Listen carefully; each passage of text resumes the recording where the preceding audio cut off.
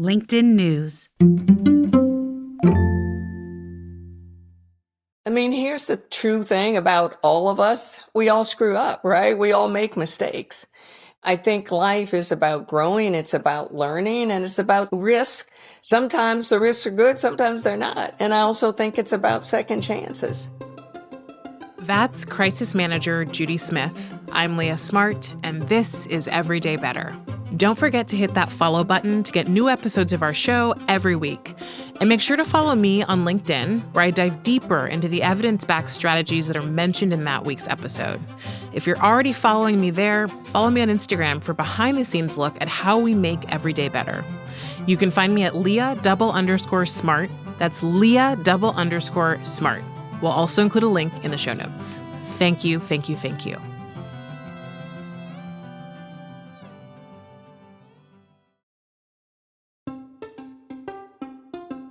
Hey everyone, from LinkedIn News, I'm Leah Smart, and this is Everyday Better, a personal development podcast where every week I sit down with some of the world's brightest minds and bravest hearts who use science and story to share strategies for how we can flourish individually, in relationship to others, and to the world around us. As regular listeners of the show will know, I've recently gone through one of the biggest changes a person can experience in life, becoming a parent. I am obviously so excited to share that I'm a brand new mom of a beautiful baby girl. And while I'm adjusting to my new life as a mom, I'll be taking a little bit of time away from the show so I can be fully present for her and my family. Don't worry, you'll still hear me in conversation with a fascinating guest each week, just like you always have. But you'll also be hearing from my producers, Grace and Emily, on a more regular basis. They'll be stepping in to set a little bit of context for each of my conversations. So with that, let's start the show. Grace, did you ever watch the TV show Scandal? Yeah, I watched Scandal. Okay, so I didn't, but it was iconic, so I know a lot about it. Imagine our listener was living under a rock in 2012 and has never heard of Scandal. What do you want them to know about the show? Okay, it's such a fun TV show created by Shonda Rhimes, and it starred Kerry Washington as Olivia Pope, Washington, D.C.'s top crisis manager. And every week there's some new scandal. So let's say a politician gets caught having an affair. He might come to Olivia Pope's office. He'd show up like in the middle of the night, drenched with rain. It's very dramatic. He's like shuffled in through a side entrance. Olivia's there, dressed in all white, drinking a glass of wine. I loved watching it because you're like, this person screwed up so badly, like there's no way that they're going to be able to come back from it, and she always finds a way. She called herself a fixer, but she didn't just fix PR problems. She tried to change her clients for the better. And she tried to fight for justice. So I still remember, like in one of the very early episodes from the first season, there is a vet who comes in because he is accused of having murdered his girlfriend. And you think for sure he did it because it's always the boyfriend, right? It turns out that he didn't and that he has a solid alibi. But telling people what that alibi was would involve him coming out. He's gay. And so Olivia talks him through coming out, basically, and gives this whole big speech about how he's fought for this country and his country will love him. And it's very 2012. But, you know, you get like the enjoyment of how she spins the case, but also it's bigger than just an individual case. Olivia cares about making the world a better place. The other major storyline in the show is that Olivia is having an affair with the president of the United States. Very scandalous. Okay, so you might be wondering, why are these two recapping a show from the 2010s? And that's because today we have the real Olivia Pope with us, the iconic crisis manager, Judy Smith. Dubbed America's best-known corporate fixer, Judy's career was the inspiration behind Scandal, of which she was also a co-executive producer.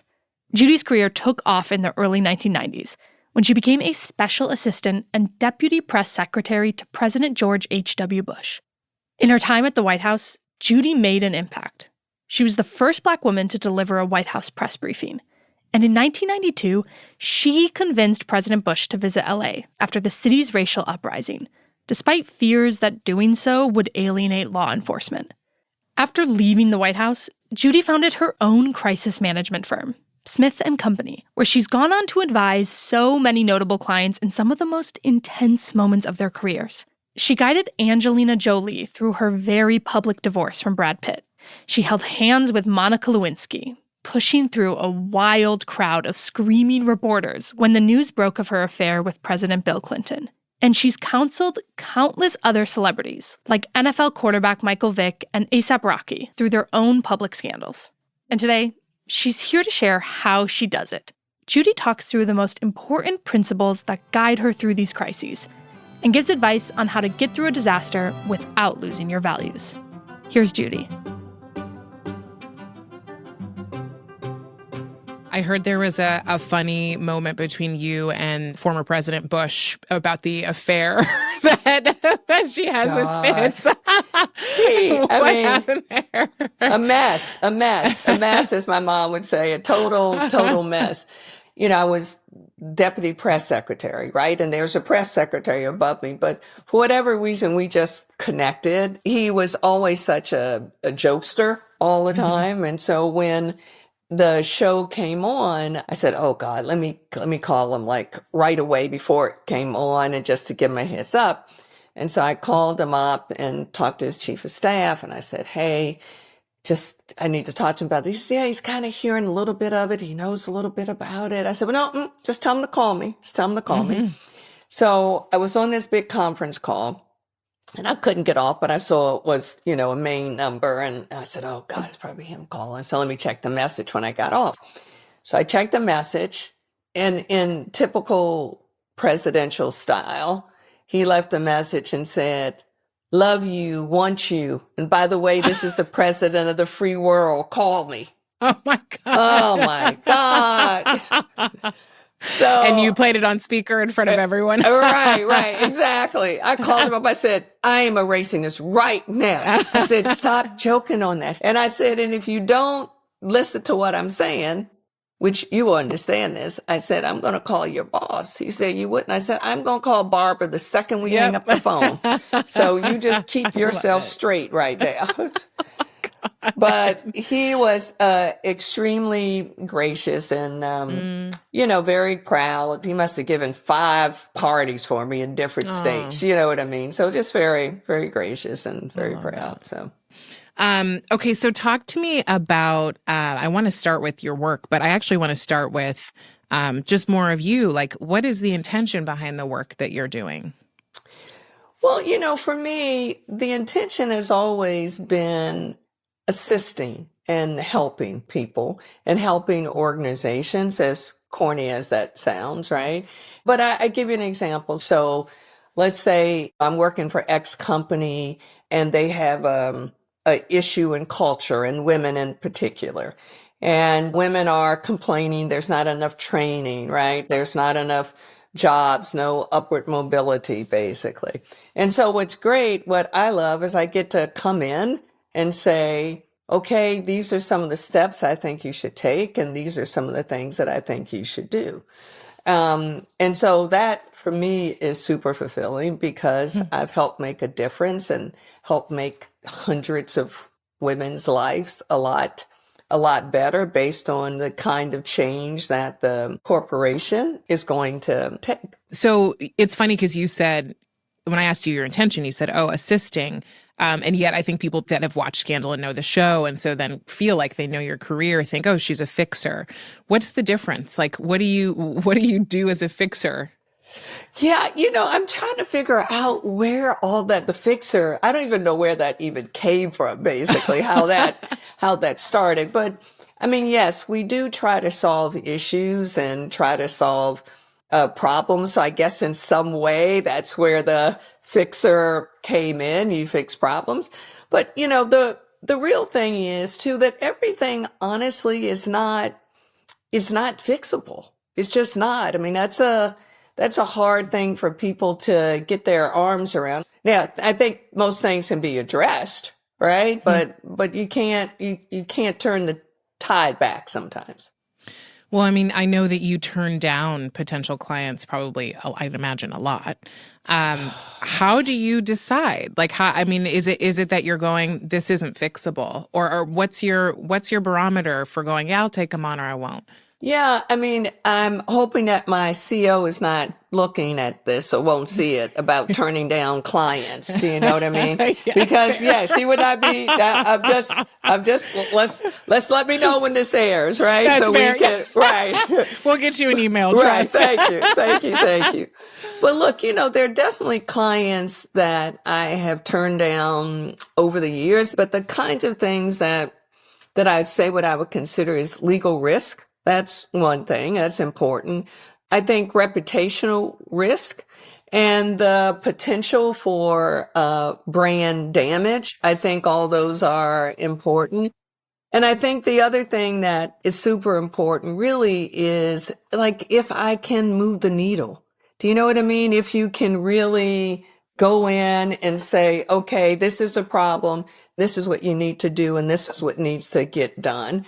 I think one of the best ways that you can really protect your brand and reputation, I think, is being really honest with yourself about what your values are and be very clear about that, right? So if someone comes to me as they did and says, Judy, we're going to pay you $100 million if you develop a campaign that's targeted at minorities across the board to get them hooked on cigarettes.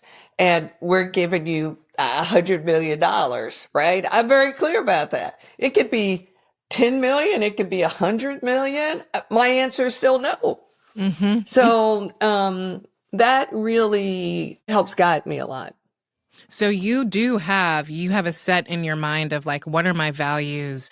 And do they clash with what this person's asking me to do as a fixer or as someone who's assisting them? Yeah, I do. Yeah. And is it like a checklist? Like, what are some of the values that or is it a gut thing for you? How do you know? It's a gut thing. It's a gut thing. But, I'm big on really trusting your instincts. It really, when you think about it, is one of the strongest things we have. Yes, I mean, we look at facts, right? But you can't replace the gut and instinct, basically. Yeah. So then when you think about some of the, you've worked with a lot of high profile people, celebrities, like, I'm sure everyone's asked you about, Monica Lewinsky or Michael Vick or these people. What does success look like for you? Are you finding yourself going, I have to get them to a point that they're back in the, in society or the popular culture's good graces? Is that your ultimate goal? Well, it depends on what their goal is too, right? Sure. And what their agenda is. So, I mean, for Vic, obviously, it was all of those things that you mentioned, mm-hmm. right? And I marvel at this to this day. I mean, he just did an amazing job in coming back, but it takes time though. I think people have to be patient with that. It takes time. It takes time. Yeah. Right. If you are in a situation where a company's culture is not as good as it should be, right? That is not something that you're going to fix overnight with the magic bullet. That takes time, that takes a plan, that takes a strategy, but it takes action. And it takes being able to demonstrate to your employees that you are serious about the kinds of, cultural changes that you're talking about, right? Mm-hmm. So it's a time thing. It's a time thing. So what makes a case tough for you? Like when you deal with someone, you're like, ooh, this is going to be a hard one. What is that does that to you? I think what makes a case tough sometimes, it could be the facts, but it could also be the timing and it could be the environment, right? Like I look at, because I've been doing this a long time, and you look at the cultural influences on each era, right? And you have to understand that. Like if you don't understand the landscape, this is one of the big things that I harp on, mm-hmm. then you're not going to be able to do anything, right? And so that is really important. I also think a lot of times, right, when people are making public statements and they take certain action, this drives me insane, before actually having a good sense of the facts, right? And what you're trying to accomplish instead of just pausing and saying, let me get a little more information. That puts you in an additional bad situation you would have to dig yourself out of, right? If you are talking about X and this is a fact and you're saying that with absolute certainty and it's really not a true fact. Mm. The first one you mentioned is really interesting to me because, you've also said you have an unwavering belief in the power of redemption. Where do you think your feelings about redemption come from? Because I believe in second chances. I mean, here's the true thing about all of us. We all screw up, right? We all make mistakes. I think life is about growing. It's about learning and it's about risk. Sometimes the risks are good. Sometimes they're not. And I also think it's about second chances. And I think that's important. And we were talking about, we're talking about kind of people or businesses being in the wake of some sort of a crisis. And one of the things that was surprising is that you say that being honest and telling the truth is so important, which you assume that it sounds obvious, Shocker. Right? But then I know, right? Somehow it doesn't happen often. Yes. It's surprising to me, though, that, so many people tend to not do it or tend to try to veer in a different direction than just being honest and telling the truth. What do you make of that? And what's your advice around honesty? Here's the thing that I always say. The truth is important for sure, right? But another reason why people should think about telling the truth, because it's going to come out. It's just a question of when. Right? You can either take your poison now or take it later. I think our first instinct sometimes is to not come forward and say the truth, thinking that it will get better. People won't find out. It's too hard to come out and say this now. All of those things. But it always comes out in the wash, as people used to say. It's just a question of when. So my advice has always been, you can take it now or take it later, but it's still coming your way. It's coming your way. My friend's mom used to always say that the truth comes out in the wash. And I was like, God, it does. Yes. You always learn. That is so true. Right. Yep. Can't hide for long. No, you cannot. No. You cannot. And think about too, what to live like that. I mean, really. Right. And always sort of looking over your shoulder or being, afraid that this is going to come out and what impact it's going to have on you and your family and your career. That's a big burden to haul around with you every day. Is that the mistake you think most people make or people make most often when there's a personal crisis and they are, visible people or companies make that mistake? I think it's more people that makes that mistake in terms of the truth. I think that companies, because there's so much structure, come out and say the facts, but sometimes they don't, right? Sometimes you have to wait for a situation to occur to shed light on it, right? But some CEOs use that as a good thing. I'm thinking about the CEO of General Motors, where they had issues and she was told by so many people, just go out, apologize that one time. Don't say anything else about the bad cars, basically, and we'll put it behind us. And she said, no, I'm not doing that. And the reason why she said it is she said, I want it to be as a reminder to us about our responsibility we have to our consumers and people that are buying General Motor cars, right? And to a lot of folks' surprise, that was very successful strategy for her. Right, because everyone's going, well, what do you mean? No, you say as little as possible, you move on. Right, yeah. Right. You That's don't call the standard. attention. This is what we do. Yeah, say it quickly, get it behind, move on, try to put something else out there. She said, no, I'm not doing that. Wow. Which is how crazy, right, that deserves a wow. I know. I know. Right, exactly. Yes, it's almost like our expectations are lower, right? I know. It's a thing. Coming up, Judy explains what convinced her to turn her story into a groundbreaking TV show. And since we can't all have our own Olivia Pope or Judy Smith with us during our biggest mistakes, Judy gives us her advice for navigating our toughest moments. Stay with us.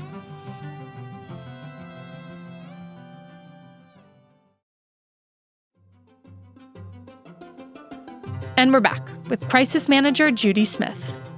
I'm curious what it's been like for you. I talked to so many different people on this show. Some of the most, meaningful conversations I get to have selfishly are with other Black women who are doing work in areas that we haven't necessarily been seen in. Yeah. What has that been like for you? Especially in the world where I think in your world, you're working with a lot of high-powered or historically a lot of high-powered white men. Yeah, I would say it's probably been what you think it has been. It's been hard, right? Yeah. I mean, it's been hard.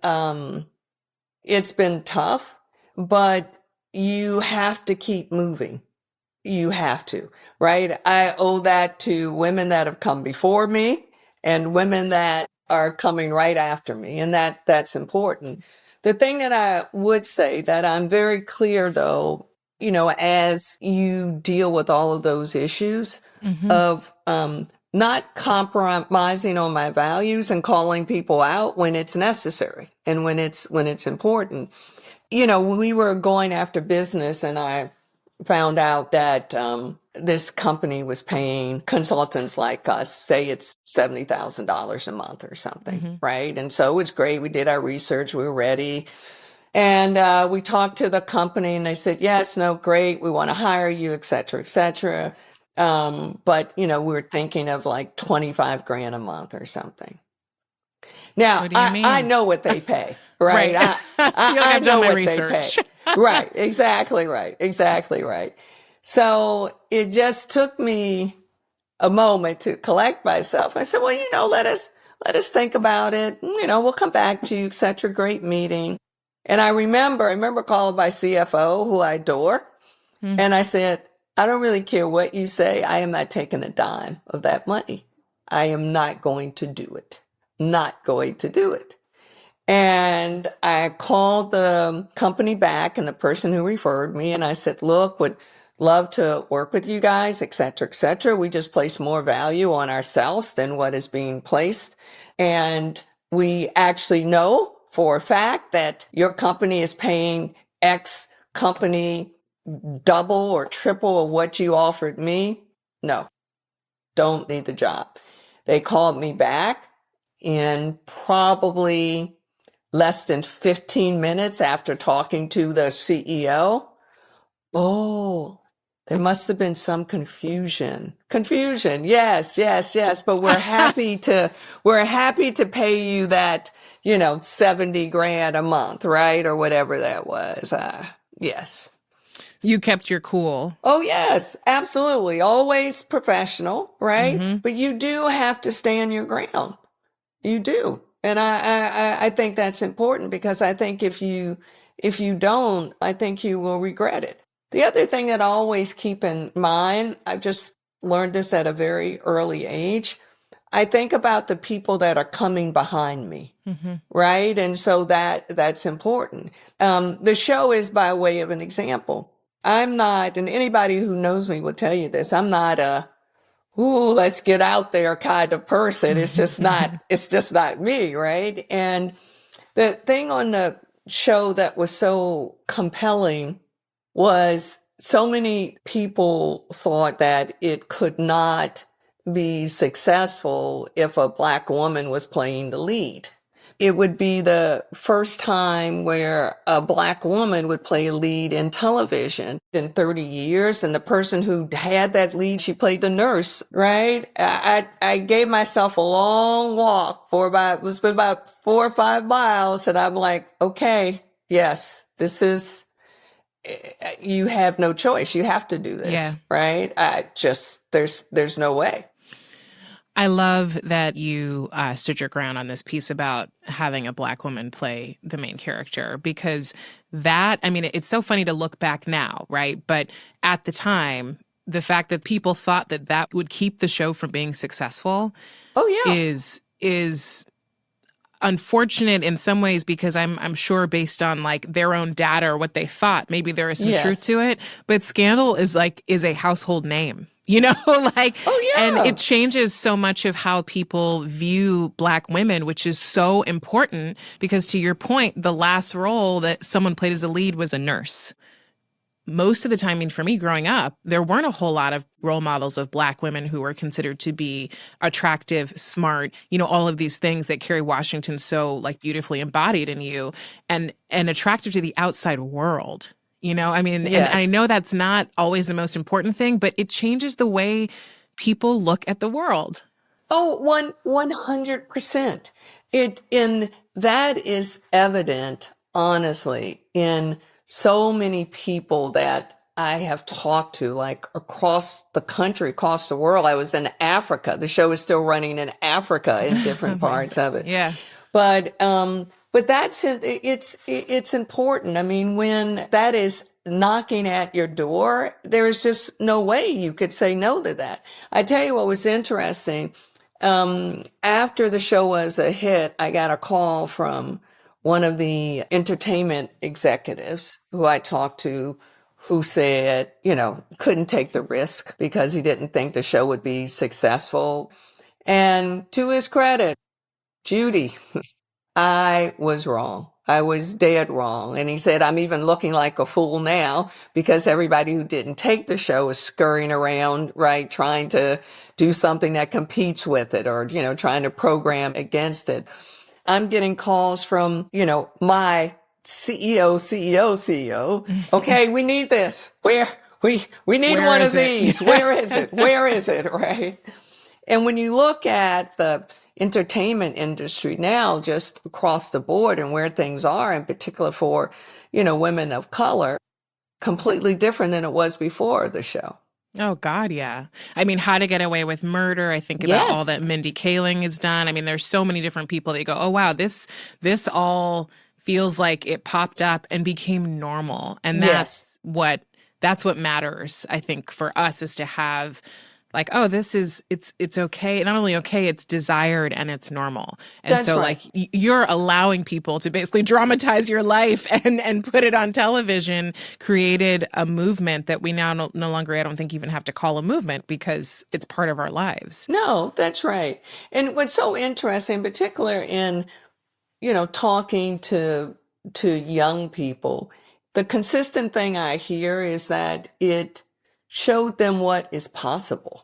Whatever that big thing that they have is, that things are possible. That's a big thing. It's a good thing. So I have a question for you, knowing that, you know, a lot of us may not end up being the people in these situations. We're not all famous. We don't have paparazzi chasing us around. And yet we make mistakes. We mess things up. And, you know, when I thought about talking to you, I was like, gosh, I think the most valuable thing for our listeners, aside from hearing your story, is also like, how do we get some of the Judy Smith, you know, mindset? Like, how do we sort of become our own PR people or fixers when we make big mistakes? Yeah. And so I'm curious, like at work, you know, in our relationships, like, I'm curious to get your advice on a couple situations that tend to come up. And so as I was thinking of this, it was making me laugh because I think all of us can think of either someone we know or ourselves who've done this. But like when you send an inappropriate email accidentally to like coworker or boss, like Yeah. what's your advice there? I would say I would fess up to it. Right? I mean, apologize immediately. I'm hoping an inappropriate email was not intentional. Correct. Right?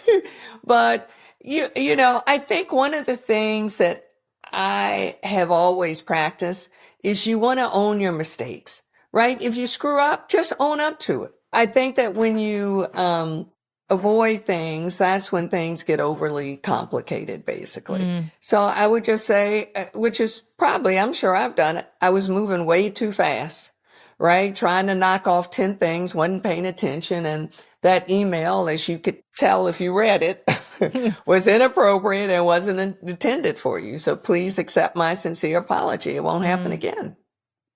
What about when you're in a situation where something from your past is brought up that you did not want revealed? Well, if something from your past is brought up, that actually means that right there, people know about it, right? If people are talking about it. I think to the extent that you can, I would put it into context, right? Depending on what it is, because I think context is important, right? If it's something from your past that you're not proud of or you're not comfortable with or people wouldn't understand it, right? I think putting it into context is important because that's the only way that's going to give people a chance to understand the why and, how it maybe impacted you or affected you. That kind of reminds me of the landscape conversation, maybe a smaller scale. Like, here's what was going on around me. Here's what was happening. Yeah. And this is how this ended up happening in this specific landscape, which maybe I wouldn't ever do again. But then there was something that contributed to that in some way. Yeah. Like, for example, I remember this was a while back, somebody was interviewing, right, for a job. And, what like most companies do, you do, background checks. And, one of the candidates had a DWI. So the question as we were talking is whether one brings it up or see if they bring it up, right? And so in conversation, I think the last question was, anything I should know about you? And the person said it.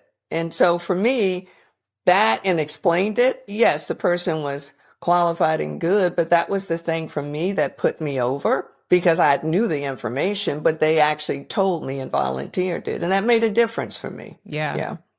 And what about for someone who was fired or laid off? It's like that impacts the way people think about us potentially in our social circle, but also in our next jobs. Yeah, that's interesting because I think the person that's being fired, say if that's us or whomever, I think you want to understand the reasons why, because I know that's hard, but I think it's important for people to understand the why.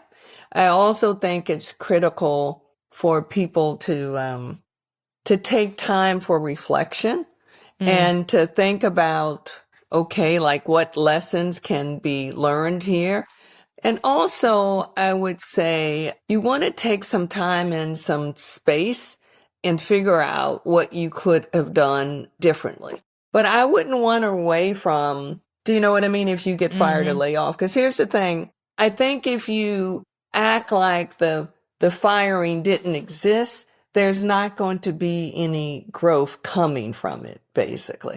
It's important to take some time to figure the why. And just as, for people who are listening and maybe would like love the chance to get to talk to you or be mentored by you or work with you, what advice do you have given, your career so far and what you've seen as far as how people show up in the world? Yeah. I would say the first thing that's most important for me and how I try to show up is I think you should be who you say you are, right? That's when things are not great, when things are bad. I think that is important. And I think the other thing that is important is having some sense of your surroundings and know that where you are, you did not get here by yourself, right? And so for me, it is always important in anything that I try to do is to make sure that it has, even if it's a small thing, one person is listening to this. I'm sure it's one, more than one, but we hope so. to pass it on, to have some impact and to be able to help another person, that to me there's no better thing than that. Yeah, I would agree. Judy, I'm going to have you complete these 3 statements for me. Okay. The first one is better humans are. Oh, better humans are those who live with dignity and grace. Better work is. Better work is things that you love and things that you are passionate about and things that challenge you.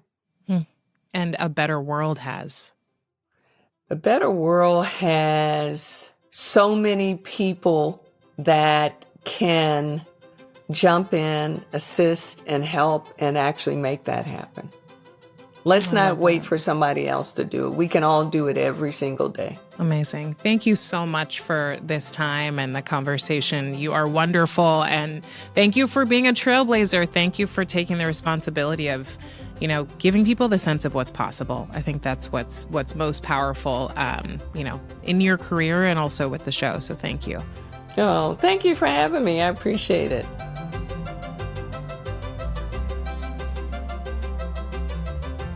That was Judy Smith, a crisis manager, lawyer, author, and television producer. Everyday Better is a production of LinkedIn News. The show is hosted by Leah Smart and produced by me, Emily Reeves. And me, Grace Rubin. Asaf Gadron is our sound engineer. Tim Bolin mixes our show. We get additional support from Alex Kuznetsova and Ali McPherson. Sarah Storm is our senior producer. Dave Pond is head of production and creative operations. Maya Pope-Chappelle is director of content and audience development. Courtney Koop is head of original programming. And Dan Roth is the editor-in-chief of LinkedIn. Thanks for coming with us, and we'll see you next week.